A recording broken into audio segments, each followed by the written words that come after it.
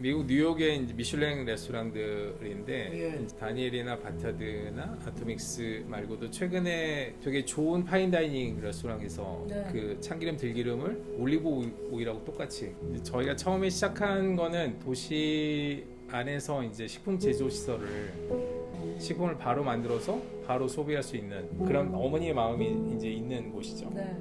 이거는 진짜 한번 해볼 만한 가치가 있다라고 생각을 하게 됐죠.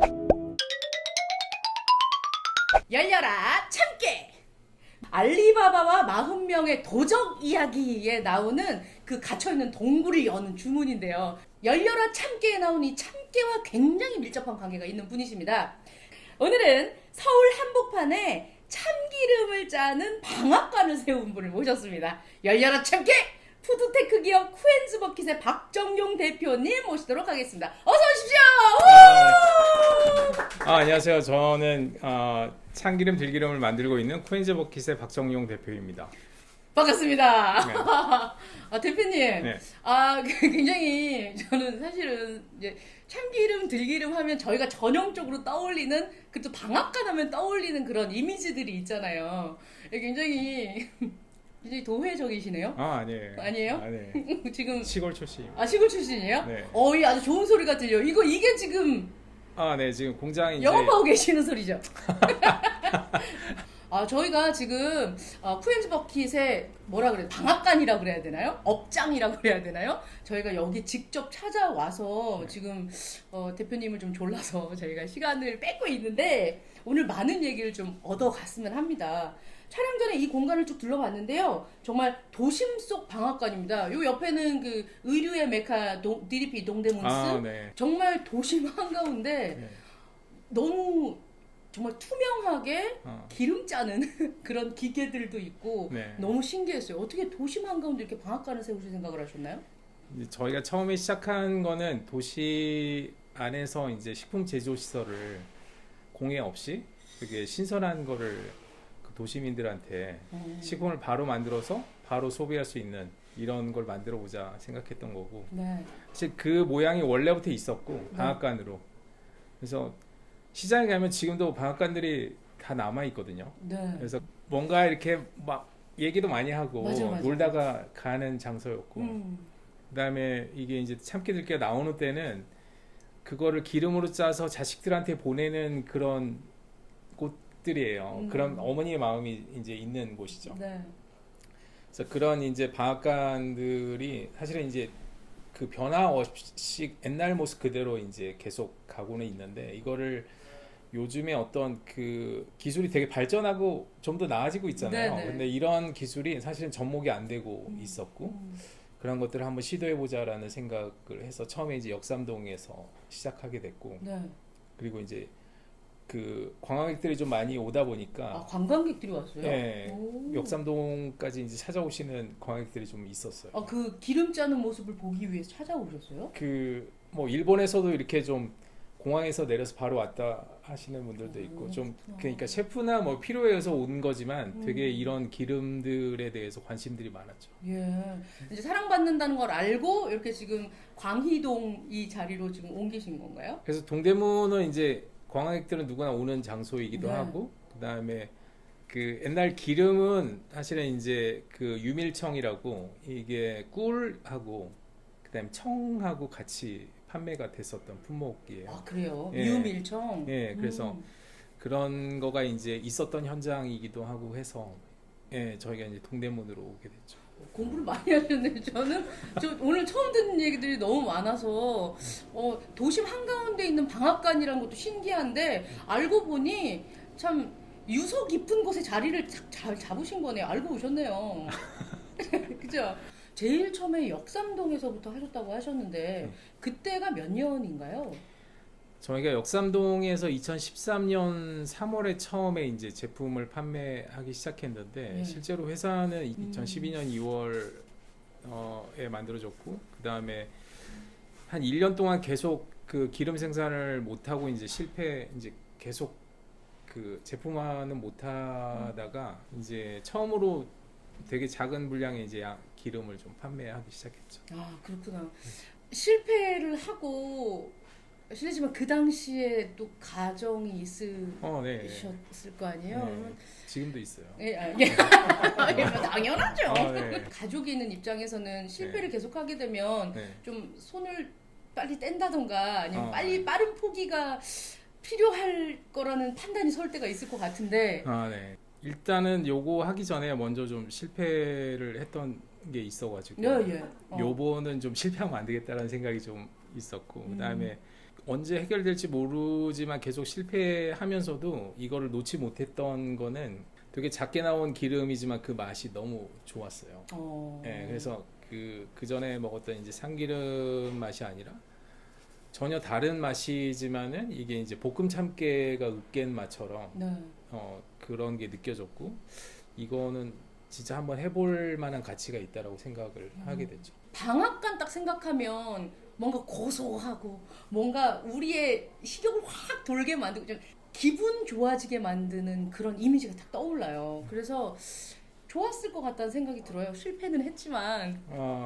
처음부터 막 이렇게 크게 생각한 게 아니라 그냥 주변에서 이거를 이제 그냥 사주는 사람들이 있고 사실은 먼저 이제 만들긴 했어도 네. 이게 이제 참기름 맛으로 알아줄까라는 게 가장 큰 이제 저희의 문제였었고 실제로 이거를 이제 사가신 분이 이게 콩기름 섞은 거 아니냐라고 이렇게 반품을 가지고 오셔가지고 되게 이게 참기름이냐 자기를 속였다고 이제 이거를 돈으로 환불해 가신 분이 있거든요. 참기름하고 콩기름하고 맛이 달라요? 그러니까 예전 방식의 참기름은 이게 그냥 한 방울만 있어도 그냥 얘는 참기름이야라고 이제 딱 생각이 드는 기름이었는데 냄새만 확 나고 네, 맛만 딱 봐도 그렇죠. 근데 저희 참기름은 이게 향이 강한 게 아니고 이게 맛을 봐도 예전처럼 이렇게 강한 맛이 없는 거죠. 그러다 보니까 이게 이제 참기름에 대해서 되게 믿지 못하는 사회였었고 맞아. 네. 지금도 사실 마찬가지예요. 네, 그러다 보니까 참기름에다 뭘 섞었다라는 이제 강한 의심이 드는 그런 참기름을 만들어내기 시작한 거죠. 그 처음 맛봤던 사람들은 좀 생소하고 하지만 그게 좋아서 꾸준히 그 크게 상업화하시기 전에도 구매했었던 고객들이 있었고 네. 그렇군요. 그러면 저는 이 참기름 맛이 되게 궁금한데 어떤 게 기존의 참기름이랑 정용 대표님 만드시는 거랑 다른 거예요? 그러니까 기존의 참기름은 이제 강한 열이 가해진 참기름이에요. 네. 그래서 이게 이제 씨앗 안에 있는 그 지방을 분리하는 이제 방법이 크게는 이제 화학적으로 분리하는 방식이 있고 네. 이제 물리적으로 힘으로 짜는 방식이 있는데 힘으로 짜는 것도 이게 이 섬유질 안에 이제 지방들이 이렇게 흡수되어 있는 상태를 힘을 줘서 짜는 게 쉽진 않아요. 그래서 이거를 좀 더 그 작은 힘으로 짜내기 위해서 이 흡수되어 있는 이 섬유질을 이제 열을 줘서 경화를 시키는 거죠. 그러니까 이렇게 물고 있지 못하게 얘 힘을 푸는 게 이제 열을 주면 점점 풀리기 시작하는데 되게 많은 열을 줘서 이 단백질이 아예 탄화가 돼버리면 이제 그때는 지방을 물고 있는 힘이 없이 서로 이제 달리 존재하는 거죠. 그러면 굉장히 쉽게 짜지고 다 짜낼 수 있고 그리고 그러면서 이제 열에 의해서 향이 많이 생기거든요. 화학적으로 향이 많이 생기는데 그러한 향이 많이 생긴 그런 기름들이 이제 만들어지는 거고 저희 같은 경우에는 이게 최소한의 열로 짜내기 때문에 이게 이제 우리가 흔히 이렇게 깨소금 뿌려 먹는 볶음 참깨보다도 더 연한 맛이 느껴질 수 있는 그런 참기름이지만은 이게 태워지지 않은 상태에서 되게 깻목도 노랗게 콩가루처럼 나오거든요. 아 그래요? 네. 그런 시장 가면 이렇게 까만색이 이렇게 돌돌돌돌 네. 다 까져 있는 참깨가 나오던데 그게 아니라 저희는 그런 이제 노란 그 콩가루 같은 깻목으로 아예 쿠키나 이제 이런 크래커도 만들고 하죠. 저는 지금 말씀 듣고 되게 신기한 게 그 한 병 우리가 기존에 알고 있는 한 병을 만드는데 훨씬 오래 걸리겠다는 생각이 들어요. 그러니까 일단 볶는데도 이제 저희가 이렇게 프로그램 배전이 있어서 그 되게 맛을 끌어올리는 이제 그런 프로그램으로 볶아내고 또 그 짜내는 양도 되게 작아져요. 그러면은 그렇겠네요. 예, 얘네가 이제 아직 그 박에 이렇게 남아 있는 기름들이 있는 상태로 짜내기 때문에 하지만 이제 그 맛이 되게 연하게 느껴지지만은 어떤 음식에 들어가서도 되게 강하게 느껴질 수 있는. 하지만 자기만 이렇게 뽐내는 게 아니라 네, 잘 어우러지는. 예, 다른 것들도 이렇게 충분히 살려주면서도 어느 순간에 자기의 존재도 이렇게 내세울 수 있는 그런 느낌의 기름이 이제 된다고 볼 수 있습니다. 저는 잘난 척하는 참기름만 먹었네요 그동안. 아니 이렇게 그 비빔밥 할 때도 네. 참기름 확 넣으면 얘가 막 1등으로 냄새나고 막 이런 게 되게 좋다고 생각했는데 저도 그 대표님 만드신 참기름 먹었으면 반품해 주세요 했을 것 같아요. 그러니까 약간 좀 팁이라면 향이 네. 확 나는 거는 사실 우리가 생각했을 때 맛있는 참기름이라고 생각하는데 아니라는 거네요. 실제로 이제 맛보다는 향으로 느꼈을 맛이 더 클 수 있고요. 그렇구나. 예. 참기름이 이제 냉장고에 들어가면 좋지 않거든요. 그래요? 왜냐하면 이게 이제 기름은 원래 냉장고에 들어가야 산화가 방지되고 좋은데 네. 참기름은 냉장고에 들어가면 이제 향이 죽게 돼요. 분자 운동이라 얘가 온도가 낮아지면 향이 죽게 되고 그 맛이 도드라지는데 이제 되게 그 참기름 맛이 이렇게 썼나 싶을 정도의 맛을 느끼실 수 있어요. 써요 그러면? 되게 향으로 이게 향이 느낌이 없이 참기름 맛만 진짜 맛만 보게 되는 이제 그때가 딱 그때인 거고 되게 쓴 맛에 이제 놀랄 수도 있죠. 그러면 일반적으로 저희가 참기름을 대표님네 거 말고 그냥 많이 구워낸 대형 마트에서 구매한 그런 참기름도 냉장고에 보관하면 안 되는 건가요? 그러니까 그 냉장고에 보관할 필요가 없는 게 이게 이제 고온으로 한 참기름은 되게 보존성이 좋아져요.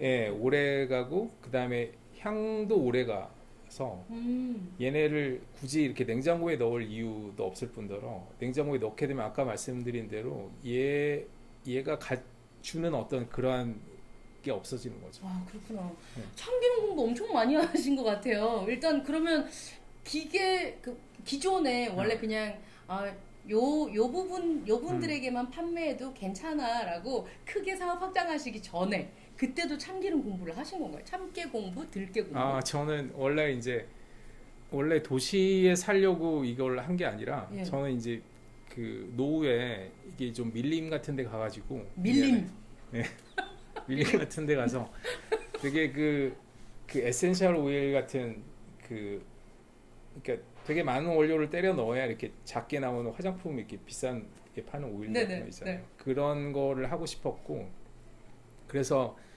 그런 기계들을 회사 다니면서 계속 봤던 것 같아요. 예, 근데 그런 기계들 계속 이제 노후에 그거 할 생각으로 봤는데 실제로 이제 우연한 기회에 식품 쪽에 일을 하면서 이게 참기름, 들기름을 제가 이제 소싱해야 되는 이제 그런 일을 하다 보니까 이게 전부 똑같은 방식으로 만들고 그 다음에 기름에 대해서 되게 많은 방식의 착유 방법이 있음에도 불구하고 이거를 그냥 다 똑같이 짜고 있는 거죠. 예, 그래서 누가 어떻게 짜느냐가 중요한 게 아니라 누가 안 속이고 짜느냐가 중요했던 이제 그런 사람을 찾는 게 더 중요했던 거를 하다 보니까 이거를 다른 방식도 많아서 내가 한번 해보면 어떨까라는 생각을 이제 그때 하게 됐죠.